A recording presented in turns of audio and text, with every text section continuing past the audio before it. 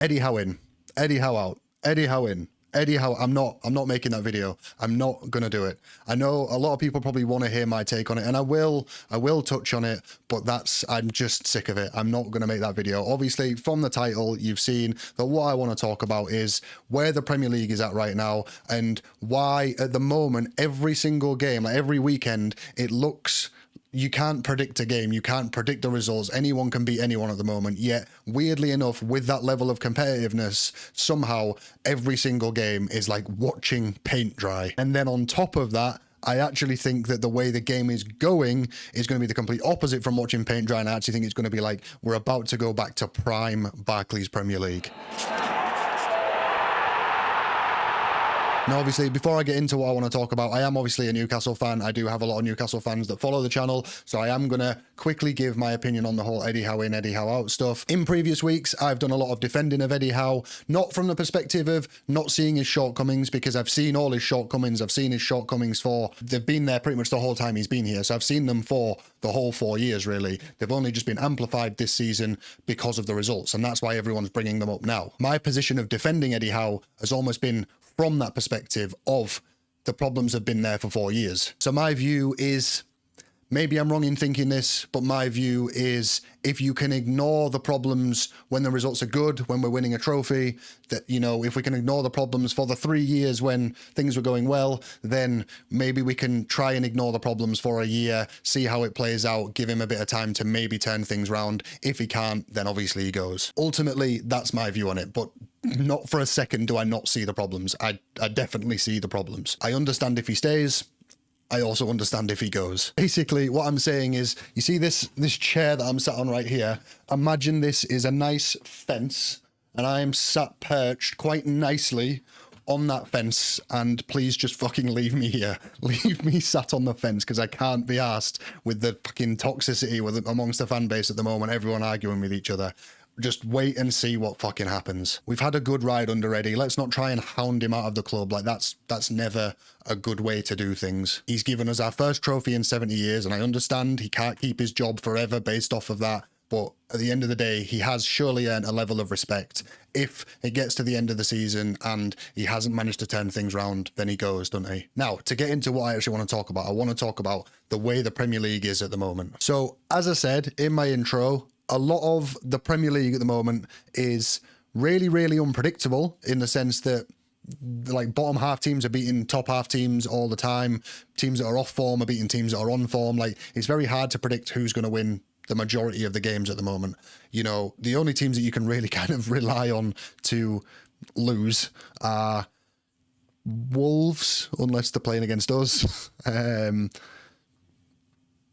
Burnley, Spurs, and even then Spurs got a result against City the other week. Oh, and to be fair, us, we're losing every week at the moment as well. But despite that unpredictability, the games, as I also said in the intro, are really, really fucking boring. And realistically, it all kind of comes down to money, really. It's so beneficial to be in the Premier League that everyone is trying whatever they can. And unfortunately, there's been a really good blueprint set on how to win games or how to get points out of games when you're not particularly the better team, and that is to sit in a low block. So ultimately, most teams are trying to win games, but then not really, because the default way of winning for the bottom half teams is, first of all, don't lose, sit in, stay compact, every man behind the ball, sit in a low block, and then if you can catch the opposition out on the break, get one on the counter, you know, you might win a game 1-0, bonus, you've got to win. And ironically, that's exactly what French football was criticised for years, and we're now doing basically the exact same, just it's filmed in 4K and has a bit better marketing, and you've got Gary Neville saying it's tactical. Now, I don't think it's going to stay like this. I think the Premier League is actually about to become very exciting because this is a problem, and the solution to the problem is exciting. As I said in the intro, I think it takes us back to prime Barclays Premier League. But before I get into why, I'm going to go a bit further into where we currently are now. So whenever I talk to Newcastle fans at the moment, all I ever really hear is that we're shit, we're inconsistent, we can't break down low blocks, which, to be fair, that isn't just this season, that's been always. And everything that I hear people complaining about, they're right. We are all them things. But then if you go and talk to like a Liverpool fan, they will also be saying the same things. If you went and talked to a Man United fan before Carrick came in, they'd have been saying the same things. If you talk to Spurs fans, they would be saying the same things. I think, to be honest, Spurs fans might have a few more complaints than we do at the moment, but generally, same problems. Basically, if you talk to any fan of pretty much any other top half team, don't know why I included Spurs in that, but any other top half team, other than maybe Arsenal or Villa, they're all gonna kind of resonate with the same problems that we're having. Liverpool fans have been a casing example. Whenever I've spoken to Liverpool fans, have been like, you could be explaining us there. But the difference for Liverpool is that Liverpool do have some players within their team that have technical ability. They have, they've signed Florian Wirtz. He is, an incredible creative player. Salah's creative. Ekatike is even creative and can do things on his own. Gakpo's creative. Gravenberch has a level of technical ability. McAllister's quite technical. Szoboszlai is incredibly technical. And this is obviously a luxury that we don't really have. Our most technical players are like Bruno, Voltamada, if he ever saw the ball, maybe Joe Willock. And I mean, that says enough. The fact that I'm putting Joe Willock in that list. I'm 3 people down the list and I'm already resorting to Joe Willock. Maybe Tonali, but Tonali's been shit for most of this season, so I'm not going to include him in currently. But if you look at the teams that are doing well, that aren't particularly struggling against these low blocks, they all have lots of technical ability. You've got Villa scoring long shots basically every week, scoring from outside the box pretty much constantly. Arsenal have a team packed with technical ability. Like everyone in their team is technical. To be able to consistently break down teams, as I just said, you need technical ability. You need players that can play through the low blocks. You need people that have that creative bit of skill about them. Good football players. You need good football players. The lower teams had to figure out a way to be able to compete, to be able to stay in the league. The way that they figured out, low blocks, man-to-man marking, and ultimately the next evolution of that was that the teams at the top had to be like, right, well, we need to figure out a way to break through the low blocks and the man-to-man marking. So the emphasis became more on technical, skilled footballers that could find those gaps. But Eddie Howe didn't build his team with that in mind. Arteta built his team with that in mind. He kind of saw into the future, I guess. So this is why you can probably see that Newcastle are a casing example of where the league is at the moment, and if you don't fit in with what the league is at the moment, well, this is why we're crap. Eddie Howe, to a certain extent, pioneered the idea of just outrunning the opponent, and if you can outrun them, you will likely beat them. I wouldn't necessarily say he definitely did pioneer it. It was probably largely Klopp in the Premier League. But Eddie Howe has definitely been a massive advocate for athleticisming other teams, running, and more running, and just being physical and trying to win games through that. But the problem being, you can't out-athleticism a low block. No matter how many times you run into a wall, you're still running into a fucking wall. Doesn't matter if you do it a lot, the wall still wins. And unfortunately, in Eddie Howe's time at Newcastle, he has largely been pretty much allergic to the idea of signing players with technical ability. The fact that in my list earlier on, I was calling upon a player for the third probably most technical player in the team. I was calling upon a player that was there during the Steve Bruce era of Newcastle. That's very worrying, to say the least. How's the bacon, did you say? And then you could say that obviously, we tried to sign players of that sort of mould over the summer. Obviously, we signed Voltamada that is that type of player.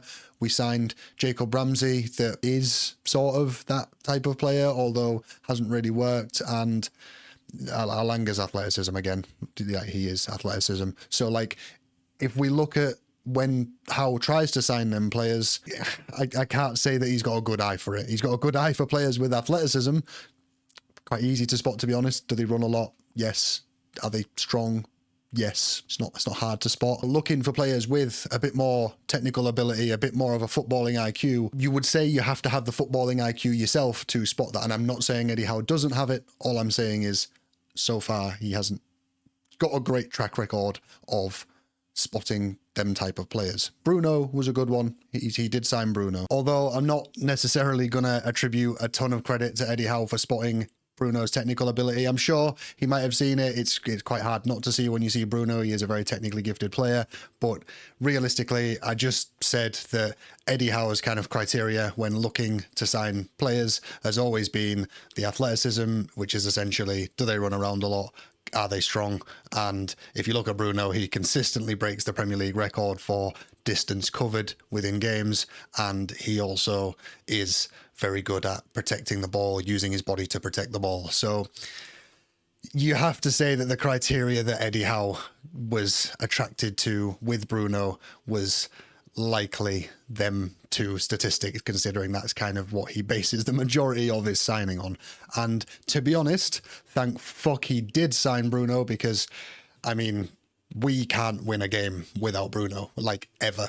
And that's not particularly surprising, considering he is the only real bit of out and out creativity within the team. Now, obviously, just sort of lack of having, I guess, like a number 10, that's not our only problem. There are many other problems at Newcastle at the moment, but that's another video. But what I just said there, that's where it swings. That's where things become a bit more exciting again, because obviously the way football kind of went is that the number 10 died out. The player that everyone used to rely on to, you know, find the gaps, find the passes in between the gaps, that player became almost non-existent in football. And no fucking surprise, look what happens. We end up with teams going, oh, well, if there's no one on the opposition to unlock the gap, then let's just go into a low block and then they won't score. Which is where we then get the rebirth of the number 10.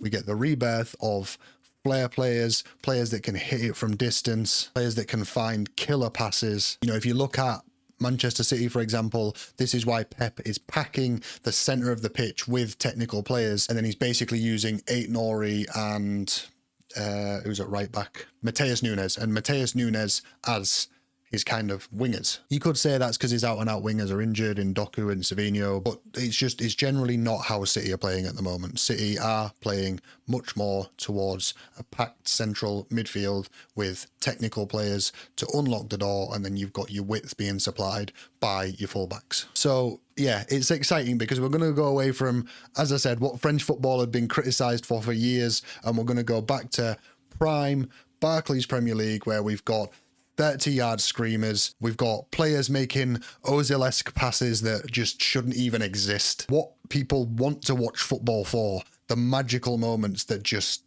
absolutely blow your mind. Because at the moment, these stalemate games that just end up being settled by like a corner or something like that, like, it's hard to watch. It's very hard to watch. I love football. I'm always going to love football, and I'm always going to continue to watch it.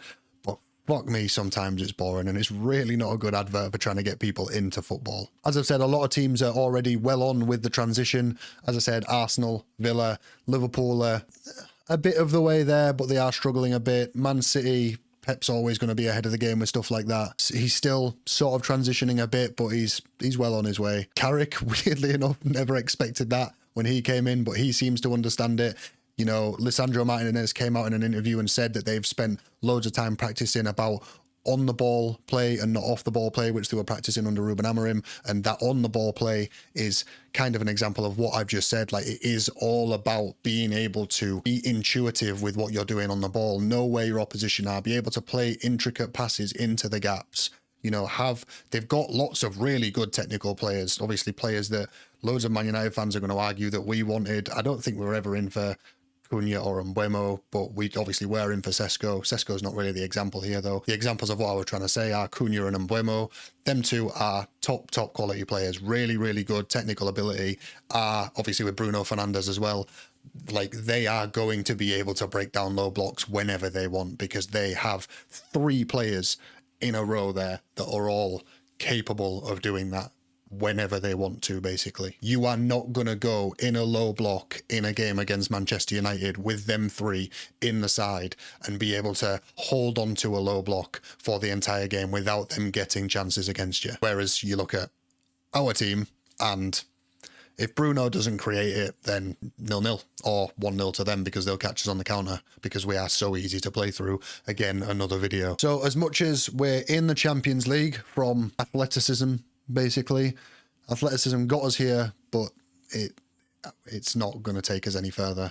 So I guess as much as I didn't want to do an Eddie Howe in, Eddie Howe out video, it's kind of going to end sort of on that, because ultimately that's the test for Eddie Howe. Can he switch from athleticism to good football? And the only hope that he has of doing that for the rest of the season is getting somehow some of our players to really showcase more technical ability, which I think you can argue we do have some technical players and he's not getting the best out of them, maybe due to attacking tactics. That's up for you guys to decide. I'm not going to sit here and argue about it. But let me know in the comments if you think we maybe do have players that have technical ability and maybe Eddie Howe isn't getting the best out of them. Maybe some of the players that I haven't mentioned, some players that you're kind of looking at and you see technical ability in there that maybe I'm not seeing. Obviously, for the Newcastle fans that are watching and for the regulars that are watching, I will put a pinned comment for score predictions for the Spurs game in the comments. Let me know your score predictions for that. It is still at the point of no actual giveaway, but still doing it for fun, so get that in on the pinned comment. It's been described by many as the desperation derby, and it really is the desperation derby at the moment. Both teams are absolutely desperate for 3 points in the league. So, I mean, if we lose this one, obviously at the start of the video I was saying I don't think anything will happen with Eddie Howe until the end of the season. If we lose this one, I don't know, maybe it will. Maybe there will be, I say maybe, there will be a lot of pressure on Eddie Howe if we lose this one as well. I know I seem like I'm maybe way too laughy and jokey about this and I'm way too happy considering the circumstances of how shit we are, and I promise you I'm not. It really, really does get me down, but I think the way that I deal with shit like that is I just try and like brush it off and laugh about it. So yeah, I am absolutely fucking miserable with how shit we are at the moment, but I try and laugh about it. Ultimately, that's the only way I can cope. So if you're a Newcastle fan and this has helped you cope at all, then please remember to drop a like, subscribe, hit the bell. If you're neutral and you've taken anything away from this video, you've appreciated my takes, it's been insightful in any way, again, drop a like, subscribe, hit the bell. Anyway, I hope you've enjoyed the video. Thanks for watching, and that's all the noise until next time. See what I did there?